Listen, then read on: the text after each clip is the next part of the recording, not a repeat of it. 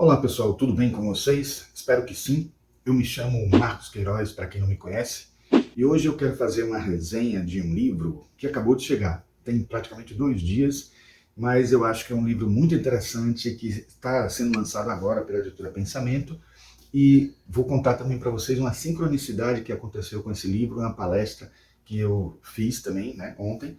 E o livro é Os Arquétipos do Tarot, de Mary K. Greer. Este livro, na verdade, reúne conhecimentos de tarô, astrologia e numerologia. Na verdade, é principalmente sobre tarô, mas aborda algumas relações sobre astrologia e numerologia relacionadas ao tarô e traz fundamentações e demonstrações muito fortes ligadas à psicologia junguiana, em especial trazendo citações de Marie-Louise von Franz, o que me agradou muito. Então, alguns pontos que foram abordados por ela aqui, eu acabei incorporando rapidamente na palestra, um slide somente, né? Mas isso por conta de uma sincronicidade que aconteceu, né? Porque a gente poderia até dizer assim, onde está a sincronicidade se você, quando se propôs a fazer uma palestra sobre arquétipos, você comprou um livro, Os Arquétipos do Tarot. Então, na verdade, isso não é sincronicidade porque você mesmo colocou na linha, né, você comprou o livro e fez com que ele acabasse sendo útil de alguma forma. Mas a sincronicidade não está aí, não. Se a gente for incluir a sincronicidade como uma lei universal, levando em conta que tudo está relacionado, né, de tanto físico como psíquico, eu diria a vocês que eu estava lendo sobre uma questão, né, de constelações dos arquétipos e estava procurando em vários livros como abordar a constelação de arquétipos numa visão esotérica, teosófica, espiritualista e tal. E aí, quando esse livro chegou, eu comecei a folhear ele, comecei a ler, na verdade, porque eu tive vontade de ler logo quando eu vi, depois que chegou, né? Já estava interessado ainda quando estava a caminho, e quando chegou, tive uma vontade rápida de ler e vi que ele respondia justamente essa questão das constelações arquetípicas. Então, é isso que nós vamos ver logo depois da nossa vinheta.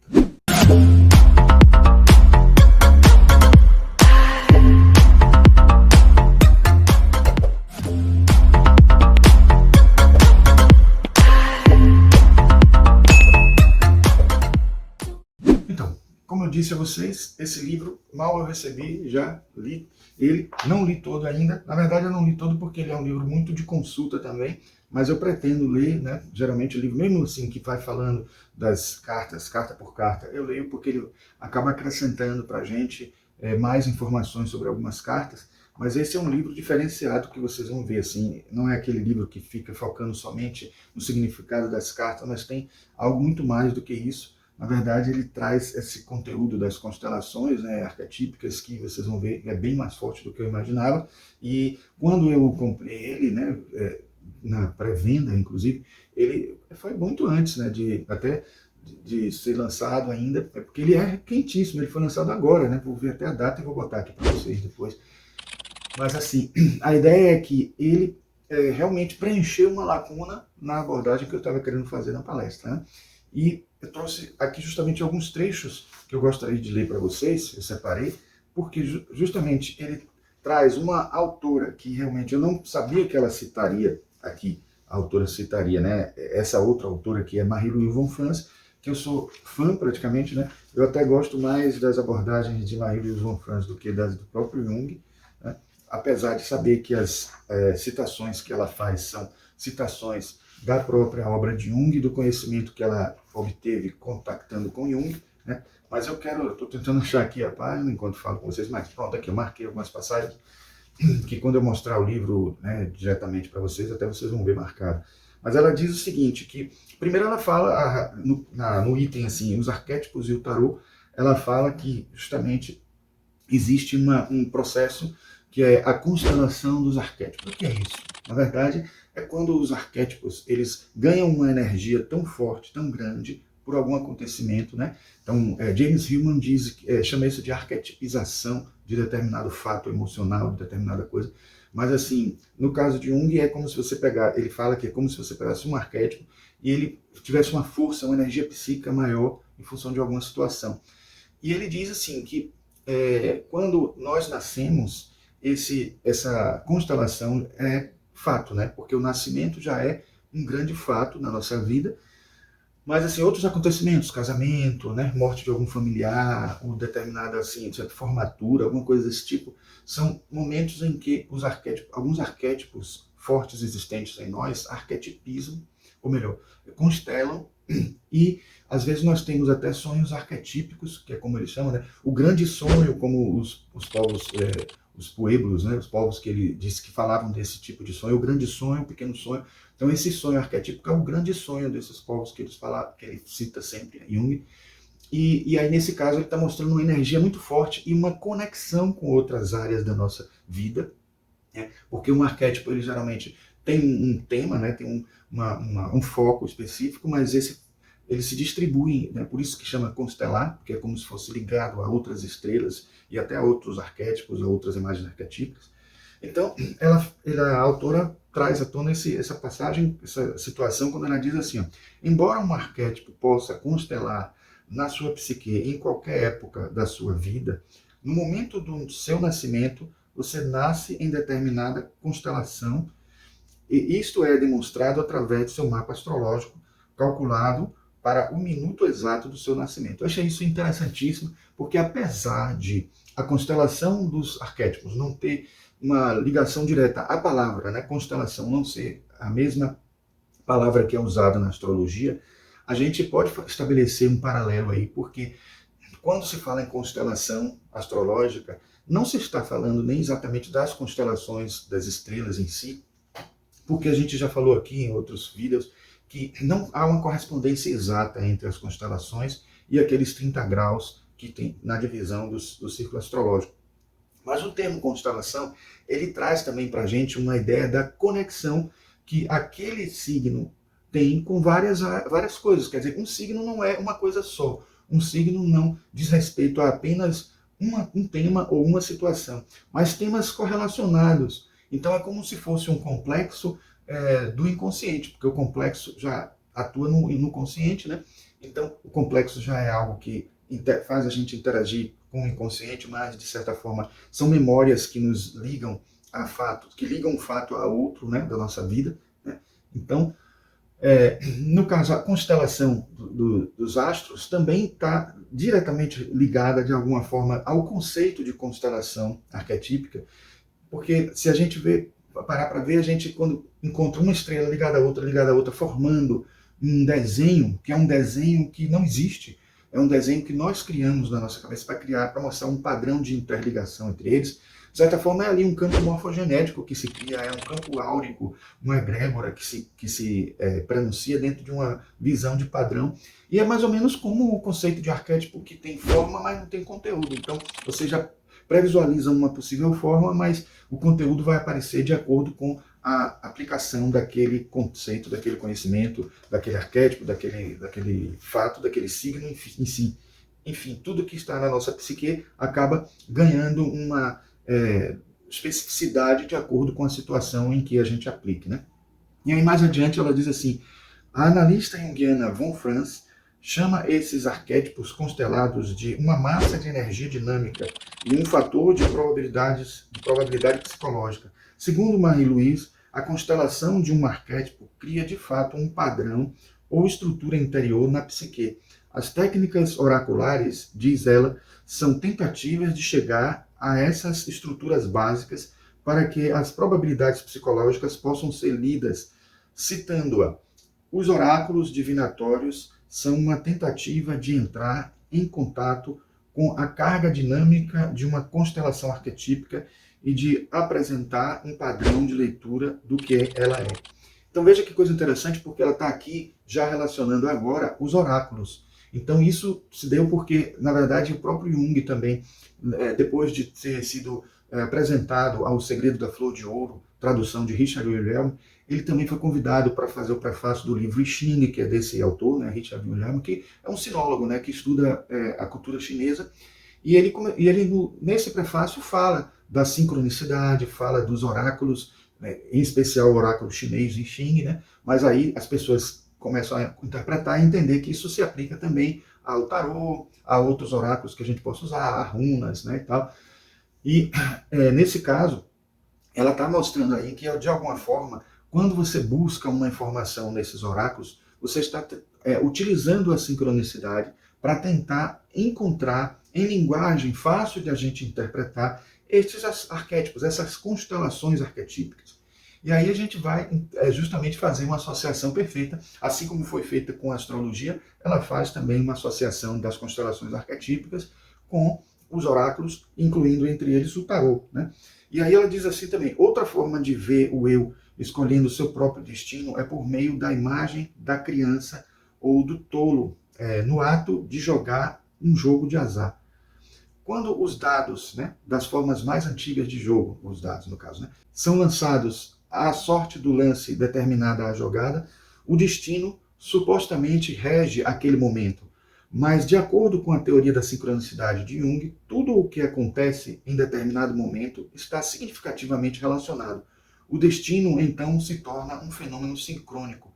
Assim, eventos sincrônicos, que parecem ser únicos, esporádicos e imprevisíveis, acontecem dentro de um firmamento maior, que raramente ou nunca conseguimos ver.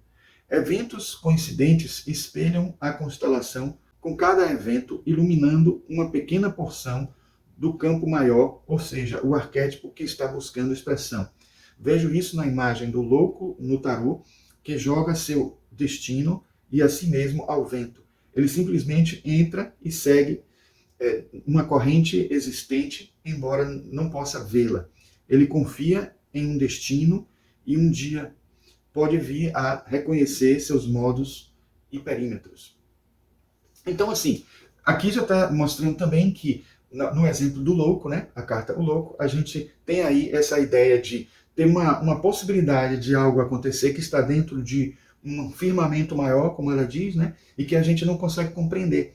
E é interessante que, mesmo a gente não compreendendo, a gente tem sinais, a gente tem símbolos que nos ajudam a buscar isso, a entender isso, a perceber o plano divino que está por trás de tudo isso, né, do nosso processo, que esse plano divino está em nossa vida, a nossa vida segue esse plano divino e tem subparte desse plano divino em que a gente se encontra, né, como papéis, como a atuação que a gente tem na vida, né, dentro desses papéis que são colocados para nós, né. E aí a gente tem aqui, depois, porque já vimos ela falar como a astrologia está ligada a isso, como o tarô está ligado também, e finalmente tem aqui também como a numerologia está associada. E aí ela diz o seguinte, mas você pode se perguntar como os números, porque ela fala aqui antes, né, do número, né, o próprio tarô, né, os números do tarô e tudo mais, ela cita até, por exemplo, que a gente pode pegar a numerologia da data do nosso nascimento, somar todos esses números, e o número resultante vai ser uma carta de tarô que a gente pode analisar e que é nosso arquétipo pessoal, né? É um dos que a gente pode dizer mais fortes, e a gente analisa isso. Eu, quando fiz o cálculo, deu justamente o mago, né? É uma carta que aparece muito nas minhas tiragens, quando eu busco alguma coisa interior, né? Interna a mim. Então, é muito forte essa presença do mago, né? Na minha... Inclusive, eu até gosto de fazer mágica, né? Eu faço mágica para entretenimento, etc. Então, e também, assim, tem uma afinidade com uma magia branca, no sentido de entender que essas coisas que a gente está falando todas acabam sendo chamadas de magia, porque não entendendo como acontece, como funcionam, elas acabam servindo para a gente como uma realidade. E eu estudando os elementais, de certa forma, os elementais são focos também de a gente trabalhar, né, o nosso consciente para poder atuar sobre eles, tentando fazer o bem, sempre o bem, né? Então, assim, mas você pode se perguntar como um número pode me dizer qual é a minha constelação arquetípica central. Do ponto de vista científico, vivemos em um contínuo espaço-tempo baseado na relatividade matemática. Medimos o tempo e o espaço em números. Novamente, de acordo com Marie-Louise von Franz, aí vem aquela coisa, eu gosto muito de Marie-Louise von Franz, e ela cita o tempo inteiro. O número fornece informações sobre um conjunto de acontecimentos limitados pelo tempo. Em cada momento, há outro conjunto e o número fornece informações sobre a estrutura qualitativa dos agrupamentos de acontecimentos limitados pelo tempo. Acho que temos que ver que o número é uma representação ou ideia arquetípica que contém um aspecto quantitativo e outro qualitativo. Aí ela diz assim, Marie-Louise von Franz faz referência a Richard Wilhelm, que eu falei na estante, né? Um tradutor do I Ching, que explica que os chineses acreditavam que o futuro poderia ser previsto se soubéssemos como uma árvore se contraía numa semente. Assim, se conhecemos o ponto central de uma situação, como a vida de alguém, podemos prever suas consequências. Eu interpreto consequências aqui para indicar o que a vida de uma pessoa representa. Von Franz continua: o que isso significa em linguagem psicológica é que, se conhecermos a constelação arquetípica subjacente mais profunda da nossa situação atual, então poderemos, até certo ponto, saber como as coisas vão acontecer. Então ela aqui está mostrando realmente que tanto a astrologia, os oráculos em geral e a numerologia trazem informações muito fortes sobre essas constelações arquetípicas, né? E aí ela vem, aí a autora, né, que é a America Greer, ela vem com mais uma fala, só que essa eu faria uma pequena modificação. Não é que esteja incorreto, mas não está tão abrangente como deveria ser. Ela diz o seguinte, quando ela fala da natureza das crenças, ela diz: as cartas do tarô servem como espelhos. Isso aí eu concordo perfeitamente. É como se a gente estivesse olhando no espelho de alguma forma, né? E em especial a nossa psique, aquela parte que a gente mais precisa trabalhar, porque muita gente diz assim: ah, mas cada hora pode dar uma coisa diferente. É diferente da astrologia, que mostra o retrato do nosso nascimento, e esse retrato do nosso nascimento, como foi visto aqui, tem tão grande importância que vai influenciar a nossa vida como um todo. Mas o tarô tem uma especificidade porque você pode tirar uma carta para o seu eu e a cada momento sair uma carta diferente. Por quê? Porque ela está mostrando diferentes arquétipos que estão sendo trabalhados e, inclusive, está mostrando essa constelação, porque um arquétipo está ligado a outro, está ligado a outro, está ligado a outro, e você pode tirar, muitas vezes, diferentes estrelas dessa constelação. E eu, várias vezes também, quando fiz esse exercício, tirei a mesma carta. Porque às vezes ela é muito forte para poder dar uma mensagem para a gente de força, de entendimento ou de compreensão da situação que a gente está vivendo, ou de entendimento do nosso eu que precisa ser trabalhado, que precisa ser transformado. Mas ela diz assim, ó, depois de falar: as cartas do tarô servem como espelhos, permitindo que você contemple suas experiências com alguma objetividade. As imagens do tarô refletem nossas crenças sobre a vida e retratam literalmente as estruturas de crenças hereditárias e sociais das quais nascemos, especificamente em nossa cultura ocidental. Eu só mudaria aí crenças por psique, porque elas retratam mais do que crenças, elas retratam a nossa psique como um todo, nosso entendimento do mundo, nossa episteme, como nossa visão de mundo, o que a gente gosta, o que a gente não gosta, aquilo que a gente dá mais foco, dá ênfase, não dá mais ênfase, enfim. É muito mais do que simplesmente a natureza das crenças, mas também é a natureza das crenças. Ela está focando nessa questão, então, de alguma forma, seria só para mostrar a abrangência do que essa relação que as cartas trazem para nós e os arquétipos presentes nela, na nossa vida e no que eles podem dizer para a gente, certo? Bom, feita essa introdução aqui, não muito pequena, né, eu gostaria de passar para ver agora com vocês o livro, vocês olharem o livro diretamente, para que vocês tenham uma ideia se interessa a vocês ou não. Né? Para mim interessou muito, eu fiquei muito motivado logo quando eu vi o que era o foco do livro. Né? Então aqui tem até uma fala de da dama do tarô, que é Teresa Reed, né? Autora de No Questions Asked. Um livro fantástico que oferece revelações profundas sobre sua personalidade, sua vida e sua jornada com base na sua data de nascimento. Então, veja que é interessante, né, essa abordagem que a gente não vê muito nos livros, né, de tarô, e eu quero agora mostrar para vocês ele frente a frente, né, como se eu estivesse lendo ele, vocês vendo o que eu estou vendo, tá certo? Então vamos lá. Então, pessoal, vamos ver agora os arquétipos do tarô de Mary Greer por dentro, né? Então vocês podem ver aqui, essa cor, ela, curiosamente, por uma sincronicidade, muito parecido com um marcador que eu tinha separado, sem ter planejado isso. Aí a gente tem aqui a capa, né? Tem esse subtítulo aqui, né? O que o tarô, a astrologia e a numerologia juntos revelam sobre a personalidade, os seus dons e seu destino. Então, nenhum livro eu tinha visto ainda, pode ser que até tenha, né? Mas eu não tinha visto ainda nenhum livro que falasse do jeito que está aqui, sobre essa ligação entre os três, né? Desse modo que está aqui, né? Já começa aqui com um elogio ao livro, né? Na primeira página. Aí tem aqui uma página inteira, né, sobre elogios ao livro. Aí nós temos a ficha catalográfica e tal. Sumário. Eu vou mostrar aqui rapidinho o sumário. Agradecimentos, prefácio da nova edição, introdução. Aí tem constelações, princípios, arquétipos e crenças, técnicas para trabalhar com as cartas pessoais, suas cartas do nascimento, as constelações do tarô. Aí tem a constelação do mago, a constelação da sacerdotisa, a constelação da imperatriz, a constelação do imperador, a constelação do hierofante, a constelação dos enamorados, a constelação do carro, a constelação da força, a constelação do eremita, suas cartas do ano, interpretação das suas cartas do ano, grupos anímicos e dinâmicas de relacionamento, suas cartas do nome, as cartas das pessoas ou da corte. Aí tem as páginas finais, que são apêndices, né? Apêndice A, a controvérsia do 811, que é a carta da força e da justiça, né? Que houve aquela mudança no Rider-Waite-Smith. Apêndice B, a cabala das 9 câmaras. Apêndice C, resumo do nome das cartas, notas e bibliografia selecionada. Bom, então vamos lá, né? Aí tem os agradecimentos, prefácio, como a gente viu, né, no índice, prefácio à nova edição, introdução,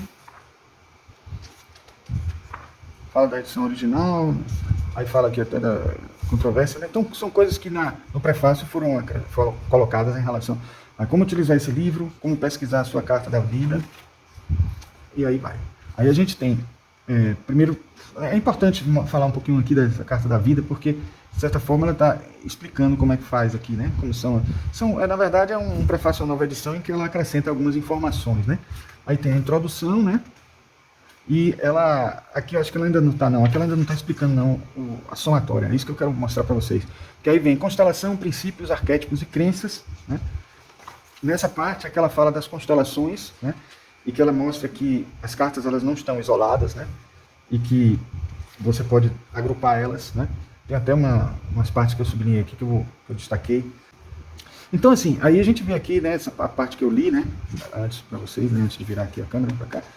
E aí você tem essa ideia de que você pode também encontrar essas constelações arquetípicas na hora de estudar as cartas. E é muito interessante a forma como ela agrupa as cartas, né, usando a numerologia e usando também a própria astrologia, né?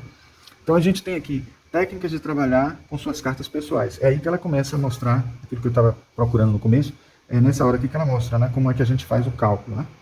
Aí tem aqui seu primeiro exercício, diálogo com as cartas. Eu vou mostrar até um exemplo aqui do cálculo que ela sugere com o que eu fiz para mim, né? Porque aí vocês vão ter uma ideia mais ou menos e pode reproduzir para vocês. Perguntas sobre as cartas, isso é interessante também, porque geralmente a gente costuma fazer uma pergunta e tirar a carta para que ela responda. E aqui ela traz uma coisa interessante, que são as perguntas que as cartas suscitam, né? Dentro do processo de nossa autodescoberta. Então, quando a gente vai encontrar uma carta que representa a gente, a nossa personalidade, não é bem uma resposta que a gente está procurando. A gente está procurando até perguntas, coisas que a gente está trabalhando dentro da gente. Então, por isso é que é legal essa outra abordagem, né? Ela traz para cada arcano maior essa proposta, porque nesse cálculo da carta pessoal, né, da carta do nascimento e da carta do nome, que são cartas pessoais, a análise é essa que tem que ser feita, né, dos arcanos. E sempre com os arcanos maiores, entendendo que existem constelações que conectam às vezes 3 cartas, às vezes 2 cartas, e todas elas, 3 cartas ou 2 cartas dos arcanos maiores, mas, em geral, uma série de 4 cartas dentro de um mesmo naipe, né, que formam uma constelação inteira, né, que agrupa as cartas, né. Vai ver isso aqui daqui a pouco. Então a gente tem aqui, né, mais alguns textos explicativos sobre tudo isso. Depois algumas tiragens que ela sugere, né? 2 tipos de tiragem praticamente. Aí a gente tem, aí vem essa parte das cartas do nascimento. Então ela fala das cartas da vida, do destino, o fado, né? Aí tem aqui métodos para somar sua data de nascimento. E é isso que a gente vai ver aqui. Suas cartas da personalidade e da alma. Isso é muito interessante, porque o método que ela sugere é que você separe, como vocês estão vendo aí nesse desenho que eu estou acrescentando, a data do nascimento, né, o dia, né, em si, o número. Aí tem a data o número correspondente ao mês, depois o número correspondente ao ano. Aí você soma tudo e tenta reduzir dentro da faixa de 1 a 22.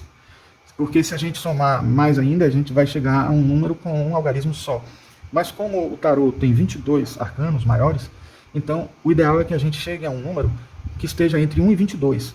Chegando a esse número, a gente encontra o número da personalidade.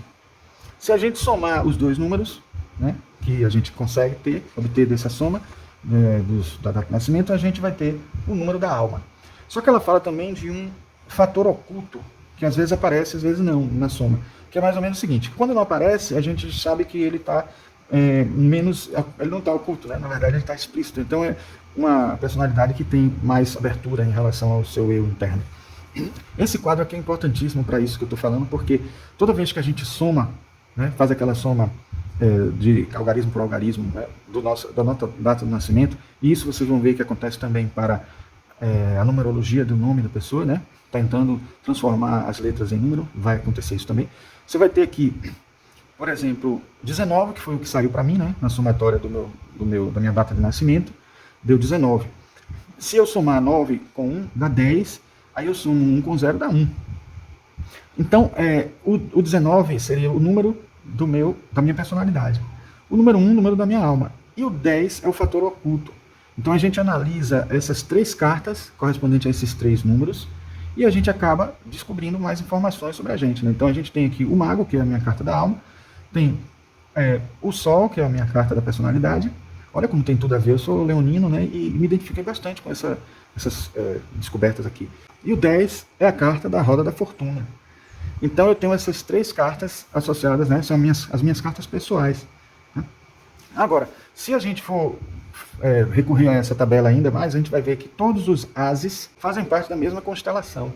O número raiz aqui, tá vendo? E todas as constelações. A partir daqui, ó, de 22 para cima, a gente só tem 2 números, porque o 23 que estaria aqui, que o 23 ele vai ser reduzido a 5 também, né? Porque 3 mais 2, 5. Mas não tem carta 23 no tarô, no arcano maior. Então os arcanos maiores não entram, né, a partir daqui, do número raiz 5. Então se repete o 5, 6, no caso de números maiores que esse, né? Então some o número daqui dessa fileira de cima.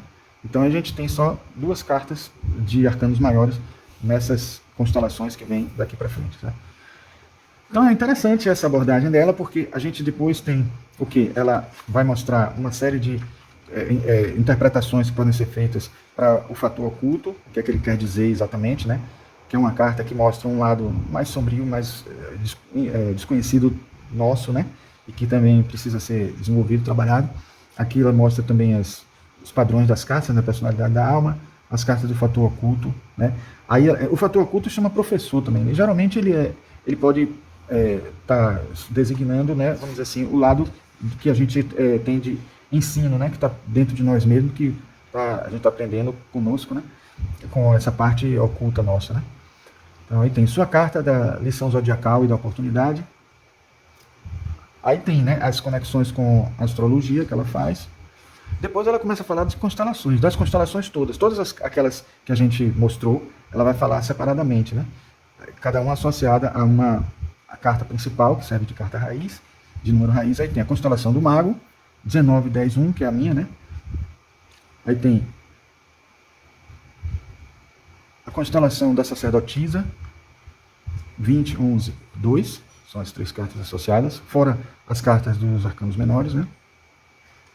Aí tem a constelação da Imperatriz, 21, 12, 3. A constelação do Imperador, 22, 13, 4. A constelação do Hierofante, 14, 5. Aí a partir daqui só são 2 números, tá? A constelação dos Enamorados, 15, 6. A constelação do Carro, 16, 7. E ela fala de cada uma, ela mostra detalhes, né, assim, né? Tem um quadro mostrando o que há de comum, né? E quais, entre essas cartas, mostrando as associações astrológicas. Aí fala do arquétipo da alma, quando essa constelação está mostrando a gente mais detalhes sobre a nossa vida, mostrando tanto o número da alma quanto o número da personalidade, né? Então, aí vai dando detalhes específicos para esse tipo de leitura que ela está propondo, né? A gente tem a constelação da força, 17, 8. Aí a constelação do Eremita, 18,9.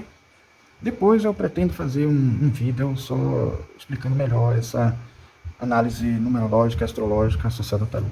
As suas cartas do ano. Aqui você faz o cálculo da carta do ano que nós estamos vivendo agora. Então, por exemplo, se eu nasci em 18/8/1964, eu tenho esse número que é o número do meu nascimento, que eu somo tudo, né, e obtenho esse resultado. Aí, como eu já disse, eu reduzo até de 1 a 22 e acho o número da personalidade e reduzo mais ainda até um número e chego ao número da alma. Mas eu posso também pegar a data do meu nascimento e o mês desse ano, ou seja, a data que eu vou fazer aniversário esse ano, inclusive fazendo 60 anos, né? Você soma ao ano vigente, ao ano atual, aí você tem a carta do ano. Você vai reduzir a um número e vai chegar à carta do ano. Nesse caso aí, ela aconselha que você reduza sempre de 1 a 22, porque aí você vai ter uma carta só, não precisa ter duas. E aí você vai ter características específicas daquele ano, né? Que vão acontecer com você, ligadas a você e tal. Então tem a data do seu nascimento, a data do dia e o mês, né, associada ao número do ano, né, a energia do ano.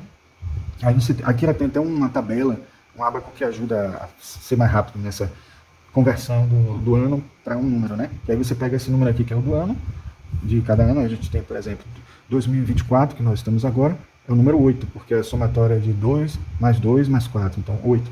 Aí você pega esse número e soma ao número da data do seu nascimento e a data do mês que você nasceu, né? No meu caso, eu já fiz essa soma, né, e obtive o número 7, né, que é o carro, né?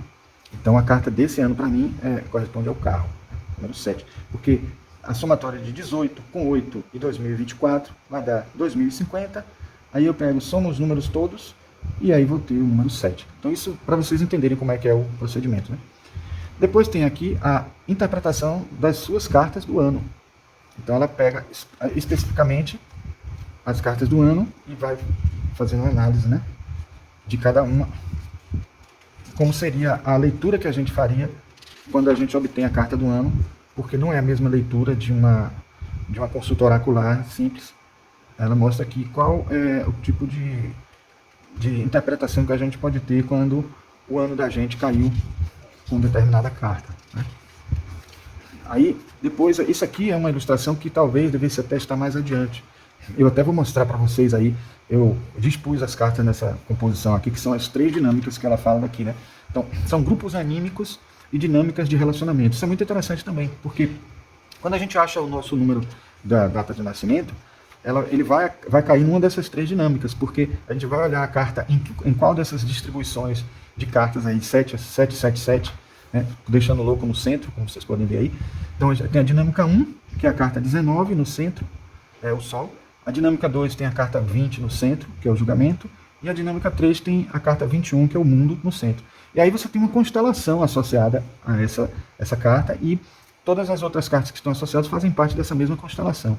Aí ela diz que é interessante para você estudar o relacionamento de uma pessoa com outra, é analisar em qual dinâmica uma pessoa está e em qual dinâmica a outra pessoa está. E aí ela vai, por exemplo, mostrar como é que fica a relação da dinâmica 1 com a dinâmica 1, os dois sendo da mesma dinâmica, dinâmica 1 com a 2, a dinâmica 1 com a 3, a dinâmica 2 com a 2, quando os dois são da dinâmica 2, né? Aí tem a dinâmica 2 com a 3, a dinâmica 3 com 3. Então são 6 opções que tem de relacionamento, de como isso pode resultar, o que pode resultar desse tipo de relacionamento. Não é só com uma pessoa e a outra, mas tudo que resulte em uma carta que você possa incluir naquela dinâmica, uma empresa, um acontecimento, um fato, ou alguma coisa que você faça de leitura, você vai poder fazer esse tipo de análise, né? E aí a gente tem aqui também a carta do nome, né? A carta do nome é uma redução das letras com o número. Então ela começa aqui falando o significado do seu nome, as cartas do nome, equivalentes numéricos. Aí você tem aqui o ábaco, né, a tabelinha que vai fazer você converter letra por letra.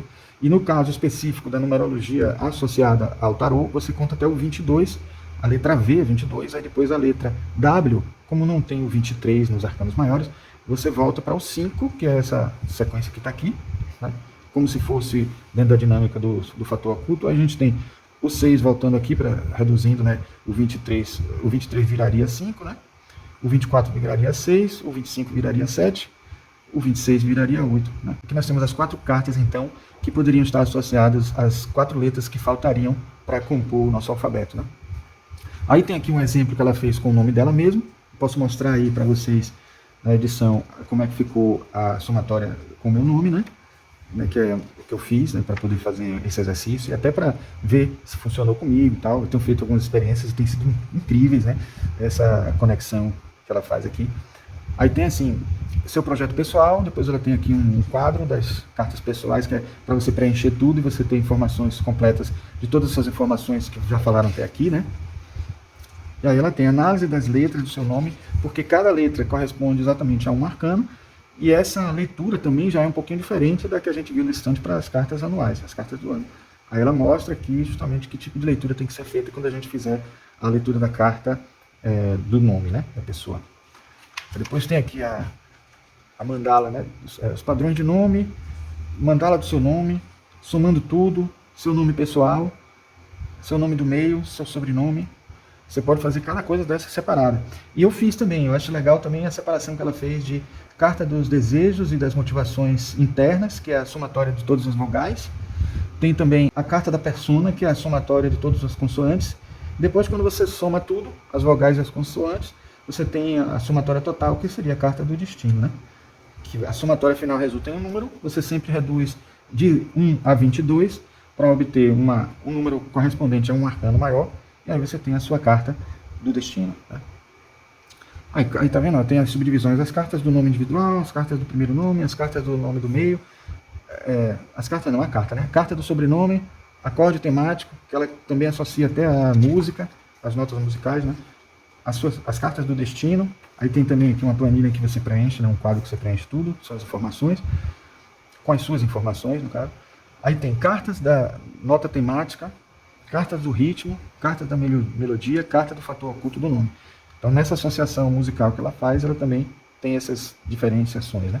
Carta do potencial de vida, contando constelações, mudança de nome, seu espelho mágico e mandala da vida.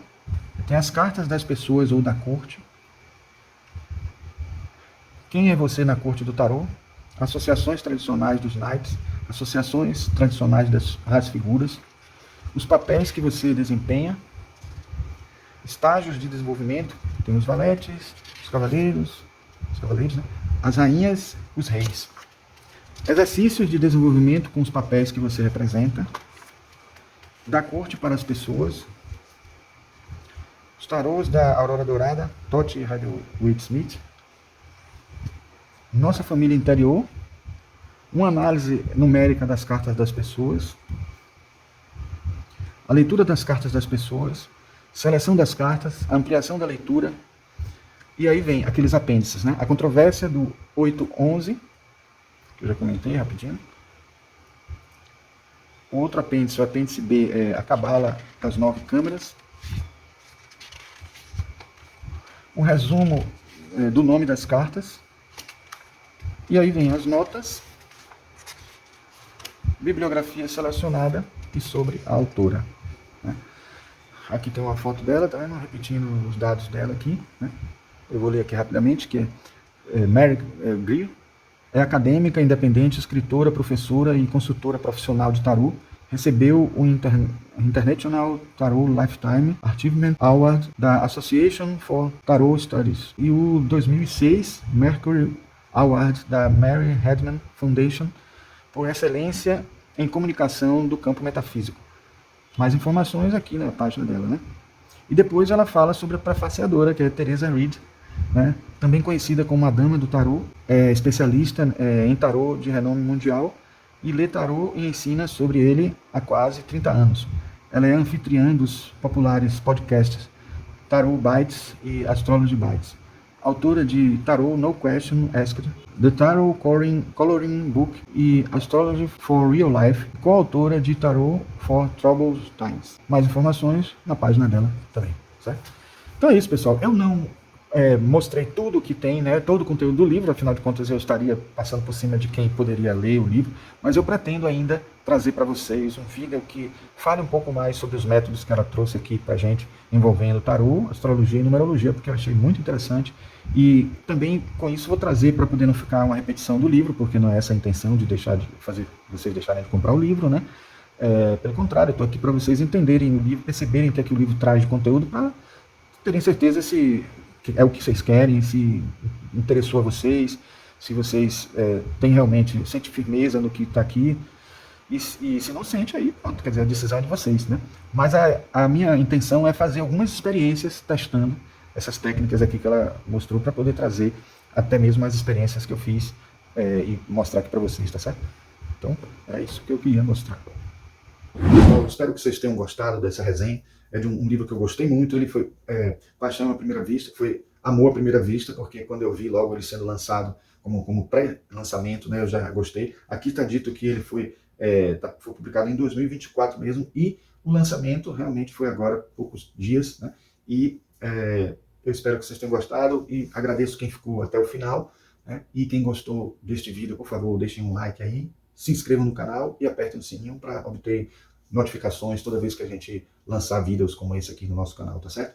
Então, um grande abraço e até o próximo vídeo.